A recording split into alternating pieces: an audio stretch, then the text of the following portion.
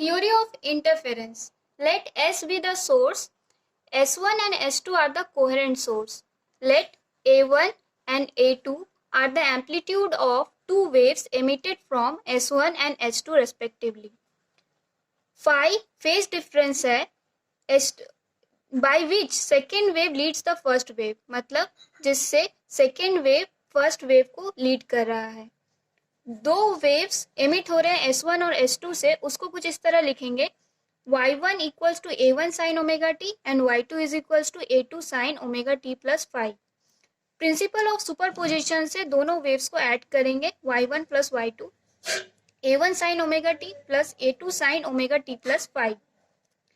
Sign यहाँ formula लगेगा sine a plus b, तो हम लोग को पता है साइन a प्लस बी होता है sine a into cos B plus cos a into sine B. तो यहाँ फॉर्मूला लगा देंगे sine a into sine omega t into cos phi plus cos omega t into sine phi. यहाँ पर इन दोनों में ही साइन ओमेगा टी कॉमन है, तो साइन ओमेगा टी कॉमन ली और लिख दिए a1 sine omega T plus a1 plus a2 cos phi और कॉमन है साइन ओमेगा टी और इधर है a2 cos omega t sin phi. हम यहाँ पर a1 plus a2 cos phi को r cos थीटा लिखेंगे और a2 sin फाइव को r sin थीटा लिखेंगे. r cos थीटा और r sin थीटा को पुट करेंगे तो हमें इक्वेशन मिलेगा y equals to r cos theta sin omega T plus r sin theta cos omega t. तो फिर से वही मैथ वाली formula sine a plus B sine a into cos B plus cos a into sine B.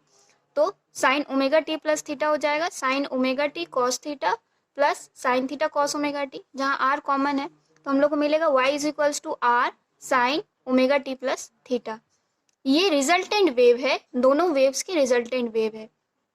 तो ये जो resultant wave है ये सिंपल हार्मोनिक वेव है जिसकी एम्पलीट्यूड r है और जो फेज डिफरेंस है वो थीटा है. एम्पलीट्यूड ऑफ रिजल्टेंट वेव, तो रिजल्टेंट वेव की अगर हमें एम्पलीट्यूड निकालनी है मतलब r की वैल्यूज निकालनी है तो हम क्या करेंगे इक्वेशन 2 और 3 को स्क्वायर करेंगे और ऐड कर देंगे. तो हम लोग को मिलेगा a1 plus a2 cos five का square plus a2 square sine square five equals to r2 square cos square theta plus r2 square sine square theta. यहाँ पर ये a प्लस बी का होल स्क्वायर के फॉर्मूला में है तो a1 square plus a2 square cos square five plus 2a1 into a2 cos five plus a2 square sine square five और यहाँ पर r स्क्वायर कॉमन है, कॉमन ले ली, हम लोग को मिला ब्रैकेट में cos square theta plus sign square theta. यहाँ पर भी a1 square plus a2 square दोनों तरफ a2 स्क्वायर कॉमन है तो बचेगा ब्रैकेट में cos square five plus sign square five plus 2a1 into a2 cos five.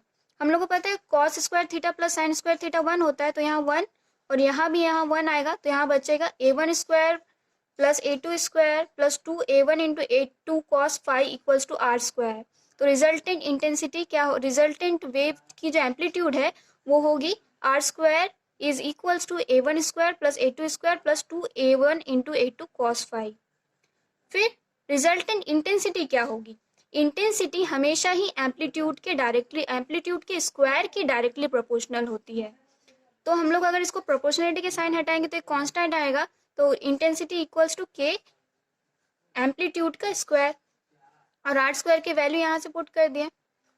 अगर एक एक इंडिविजुअल की बात करें तो इंटेंसिटी किसके प्रोपोर्शनल होगी, पहले वाले वेव की उसके एम्पलीट्यूड के स्क्वायर के, तो I1 इक्वल्स टू के वन स्क्वायर लिख सकते हैं और दूसरे वाले इंटेंसिटी दूसरे एम्पलीट्यूड के स्क्वायर के प्रोपोर्शनल होगी तो I2 इक्वल्स टू के A2 स्क्वायर. फिर ये सब की वैल्यू हम इस इक्वेशन में पुट करेंगे तो हम लोग को मिलेगा I is equals to I1 plus I2 plus 2 root over I1 root over I2 into cos phi. Constructive interference यानी ब्राइट फ्रिंज पाने की कंडीशन है कि cos फाइव की वैल्यू मैक्सिमम यानी कि +1 आए. तो cos फाइव जब +1 होगा तो फाइव क्या होगा 0 प्लस माइनस 2 पाई प्लस माइनस 4 पाई ये सब. तो फेज डिफरेंस फाइव क्या होगा प्लस माइनस m2 पाई, जहाँ m हम डाल सकते हैं 0 1 2 3 आगे कोई भी इंटीग्रल वैल्यू हम लोग डाल सकते हैं. पाथ डिफरेंस हमेशा ही wavelength by 2 pi into phase difference होता है. तो पाथ डिफरेंस डेल्टा x हो जाएगा लैम्डा बाई 2 पाई और फाइव की जगह फाइव की वैल्यू डाल देंगे तो हम लोग को पाथ डिफरेंस मिलेगा प्लस माइनस m लैम्डा. जहां m हम क्या क्या डाल सकते हैं 0 1 2 3। फर्दर इक्वेशन ए से हम आर स्क्वायर की वैल्यू में कॉस मैक्सिमम चाहिए हमको कंस्ट्रक्टिव के लिए, तो कॉस फाई की वैल्यू +1 डालेंगे तो मिलेगा r square max equals to a1 square plus a2 square plus 2a1 into a2। तो ये है फॉर्मूला a प्लस बी की होल स्क्वायर की, तो ये होगा a1 प्लस a2 का होल स्क्वायर। तो कंस्ट्रक्टिव इंटरफेरेंस के लिए आर स्क्वायर मैक्स क्या होगा a1 प्लस a2 का होल स्क्वायर। इंटेंसिटी है वैसे मैक्सिमम क्या होगी, तो फिर से उसमें cos फाई इक्वल्स टू +1 डाल देंगे तो हमें मिलेगा I max is equals to i1 plus i2 plus 2 root over i1 root over i2। तो मैक्सिमम के लिए कंस्ट्रक्टिव इंटरफेरेंस के लिए मैक्सिमम इंटेंसिटी का फॉर्मूला है root over i1 plus root over i2 का होल स्क्वायर।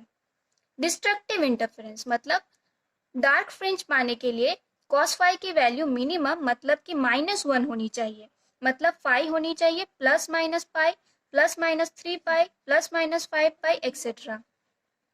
तो फेज डिफरेंस होनी चाहिए plus minus m plus half into 2 पाई, जहां पर हम m ले सकते हैं 0 1 2 3 एक्सेट्रा कुछ भी, और path difference wavelength by 2 pi into phase difference. So it is plus minus m plus half lambda, जहां पर हम m को 0 1 2 3 ले सकते हैं। तो यहाँ पर हमें एम्पलीट्यूड मिनिमम चाहिए, तो मिनिमम के लिए हम cos फाई में -1 पुट करेंगे तो हमें मिलेगा r square minimum equals to a1 square plus a2 square minus 2a1 into a2। ये a माइनस बी के होल स्क्वायर के फॉर्मूला है, तो r square minimum equals to a1 minus a2 का होल स्क्वायर। उसी तरह से मिनिमम इंटेंसिटी के लिए cos phi equals to -1 put करेंगे और मिलेगा i1 plus i2 minus 2 root over i1 2 root over i2, मतलब i minimum equals to root over i1 minus root over i2 का होल स्क्वायर। इंटरफेरेंस का एक special case है जब दोनों एम्पलीट्यूड सेम होगा, तो जब दोनों एम्पलीट्यूड सेम होगा तो हम लोग a1 को भी ए मान सकते हैं और a2 को भी a मान सकते हैं, तब इंटेंसिटी भी दोनों का I0 ले लेते हैं।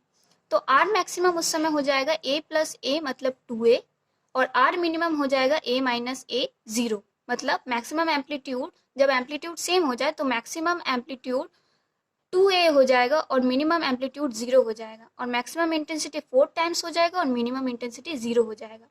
अब देखते हैं रेशियो ऑफ इंटेंसिटीज क्या होगा, मतलब I maximum bye I minimum क्या होगा। आई मैक्सिमम की जगह उसका वैल्यू डालते हैं, आई मिनिमम की जगह उसका वैल्यू डालते हैं, फिर इसके लिए जो एम्पलीट्यूड का वैल्यू है उसको डालें। अब यहाँ पर हम लोग इसको a2 स्क्वायर से डिवाइड करते हैं तो हमें मिलेगा a1 बाई a2 प्लस 1 का whole square by a1 by a2 minus 1 का होल स्क्वायर। यहाँ पर हम a1 बाई a2 को r से डिनोट कर रहे हैं, यह है एम्पलीट्यूड रेशियो। तो I maximum by I minimum मिलेगा r प्लस 1 का whole square by r minus 1 का होल स्क्वायर।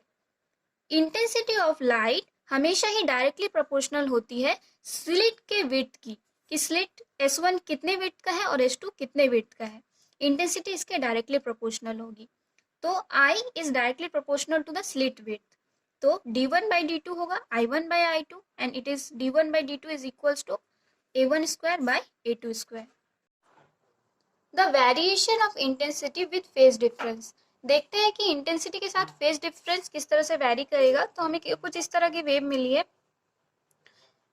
सेंट्रल में इस तरह का रहेगा, और मैक्सिमम हमें कहाँ कहाँ मिल रहा है, मैक्सिमम हमें मिल रहा है 2 पाई पे, 0 2 पाई 4 पाई, इधर -2 पाई -4 पाई एंड फर्दर मिनिमम पाई 3 पाई 5 पाई, और इधर minus pi -3 pi -5 pi and further. जब पाई की वैल्यू 2 पाई 4 पाई 0 2 -2 पाई -4 पाई ऐसी है तो हमें मैक्सिमम मिल रहा है इंटेंसिटी, और जब minus pi plus minus pi plus -3 pi plus -5 पे है तो हमें मिनिमम इंटेंसिटी मिल रही है। Theory of fringes, expression for fringe width. यहाँ S1 और S2 दो स्लिट है जिसके बीच का डिस्टेंस है स्मॉल d, स्क्रीन स्लिट से कैपिटल D डिस्टेंस पर रखा हुआ है और O है central bright fringe. Let the waves emitted by S1 and S2 meet at point P, मतलब S1 और S2 से जो वेव एमिट हो रही है वो P पर मीट कर रही है on screen at a distance y from the central bright fringe. Point P central bright fringe से y डिस्टेंस पर है। Path difference between this waves at P is, यहाँ पर पाथ डिफरेंस होगा S2P माइनस S1P, मतलब S2P minus S1P, ये होगा दोनों के बीच का path difference delta x। From the triangle S2BP, triangle S2BP, we know that in right angle triangle hypotenuse square equals to perpendicular square plus base square. So hypotenuse क्या हो जाएगा, S2B hypotenuse equals to S2P, और यहाँ perpendicular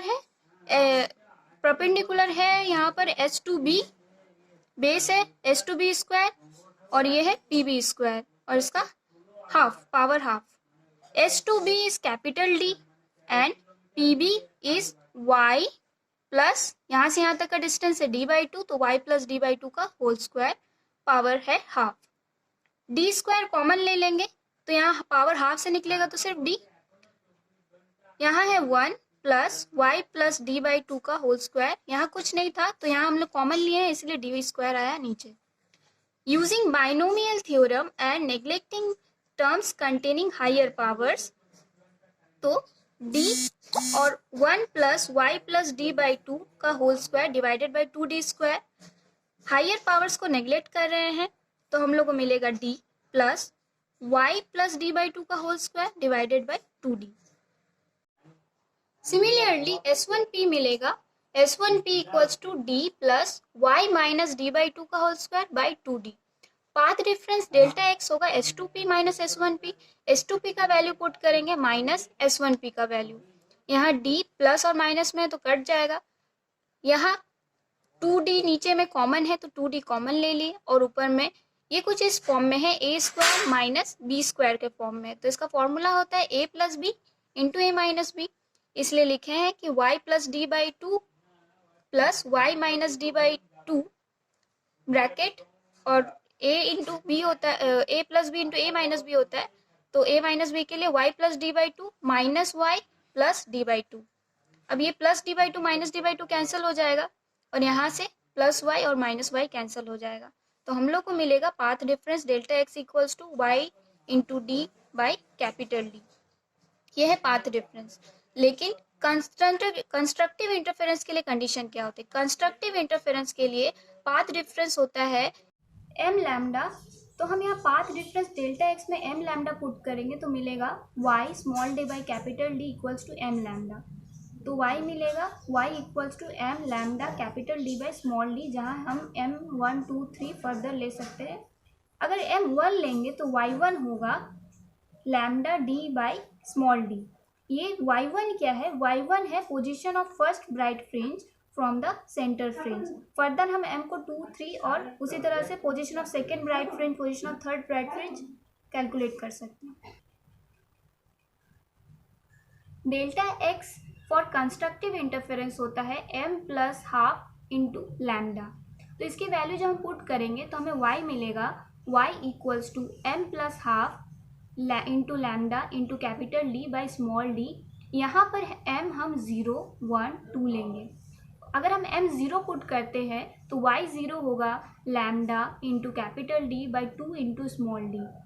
तो y0 क्या है, y0 है position of first dark fringe from the central fringe. इसी तरह हम अगर y इक्वल्स टू, अगर हम m की जगह 1 डालेंगे तो y1 मिलेगा, एंड फर्दर हम लोग को पोजीशन ऑफ डार्क फ्रिंज मिलते जाएगा। अब आते हैं फ्रिंज विड्थ। फ्रिंज विड्थ क्या होता है, फ्रिंज विड्थ दो फ्रिंजेस के बीच का जो सेपरेशन है उसको देता है। ब्राइट फ्रिंज के लिए हम y2 और y1 के बीच का सेपरेशन लेंगे, y2 की वैल्यू होगी 2 lambda capital d by small d, और y1 की वैल्यू है lambda d by capital small d। इसके बीच का डिफरेंस हम लोग को मिलेगा lambda capital d by small d। For bright fringe, fringe width is lambda into capital d by small d। Dark fringe के लिए वैसे ही डिफरेंस लेंगे, y1 माइनस y0, y1 की वैल्यू है 3 lambda capital d by 2d minus lambda capital d by 2 into small d, तो हम लोग को फ्रिंज विड्थ मिलेगा lambda into capital d by small d for dark fringe. यहाँ से हम देखते हैं कि फ्रिंज विड्थ डार्क और ब्राइट फ्रिंज दोनों के लिए ही इक्वल होती है। जो फ्रिंज विड्थ है वो लैम्डा के डायरेक्टली प्रोपोर्शनल होती है, इसका मतलब है कि फ्रिंज विड्थ ग्रेटर होगी फॉर ग्रेटर वेवलेंथ, मतलब ये जैसे रेड कलर की वेवलेंथ ज़्यादा होती है तो उसके लिए ज़्यादा होगी और फ्रिंज विड्थ वायलेट कलर के लिए कम होगी। Fringe width is directly proportional to capital d, मतलब जितना डिस्टेंस स्क्रीन का ज़्यादा होगा फ्रिंज विड्थ उतनी ही ज़्यादा होगी। Fringe width is inversely proportional to small d, इसका मतलब है कि smaller the distance between the coherent sources, दो कोहेरेंट स्लेट्स के बीच में डिस्टेंस जितनी स्मॉलर होगी उतनी ही लार्ज होगी फ्रिंज विड्थ। एक कंडीशन है, अगर होल एपरेटस को हम किसी लिक्विड में इमर्स्ड करेंगे तो लिक्विड की कोई रिफ्रैक्टिव इंडेक्स होगी n, तो वेवलेंथ तब वहाँ पर चेंज हो जाएगा, वेवलेंथ हो जाएगा लैम्डा डैश पहले की वेवलेंथ बाय रिफ्रैक्टिव इंडेक्स, मतलब lambda dash equals to lambda by n. तो फ्रिंज विड्थ हम लोग की होती है lambda into capital D by small d, लेकिन लिक्विड में फ्रिंज विड्थ चेंज होगी क्योंकि हमारी वेवलेंथ चेंज हुई है। तो जो न्यू फ्रिंज विड्थ होगी वो होगी lambda dash into capital D by small D, मतलब lambda into D by N into D. N है रिफ्रैक्टिव इंडेक्स, तो हमें जो चेंज हुई फ्रिंज विड्थ है वो पहले की fringe width divided by refractive index. यहाँ पर हम ये देखते हैं कि लिक्विड में इमर्स करने पर फ्रिंज विड्थ डिक्रीज होती है। अब है कि एंगुलर विड्थ ऑफ फ्रिंज क्या होती है। एंगुलर विड्थ ऑफ फ्रिंज होती है fringe width by capital D, तो यहाँ फ्रिंज विड्थ की वैल्यू डालेंगे तो हम लोग को मिलेगा theta lambda by small D. जो एंगुलर विड्थ है वो इन्वर्सली प्रोपोर्शनल है स्मॉल डी की, मतलब जो एंगुलर विड्थ है वो डिक्रीज करेगी with increase in the distance between the coherent sources, और जो एंगुलर विड्थ है वो इंक्रीज करेगी वेवलेंथ के साथ। अब किसकी वेवलेंथ ज़्यादा होती है, एयर में वेवलेंथ ज़्यादा होगी तो जो इसका एंगुलर विड्थ है ज़्यादा होगा, और लिक्विड की वेवलेंथ कम होती है एयर से तो इसका जो एंगुलर विड्थ है लिक्विड का कम होगा।